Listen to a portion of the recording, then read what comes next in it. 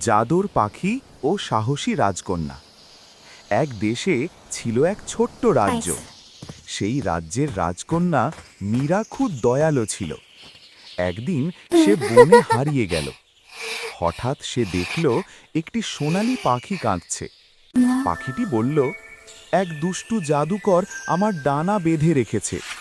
মীরা ভয় পেল, তবু সাহস করে জাদুকরের গুহায় গেল। সে বলল, দয়া করে পাখিটিকে ছেড়ে দিন।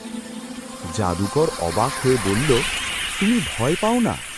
মীরা বলল, ভয় পাই, কিন্তু সাহায্য করাই সত্য। জাদুকরের মন Your গলে গেল। kindness lights up say this পাখিটিকে cave. মুক্ত করে My দিল। child, you have a good Sonali heart. পাখি Thank you. আনন্দে উড়ে মীরাকে রাজ্যে ফিরে এলো।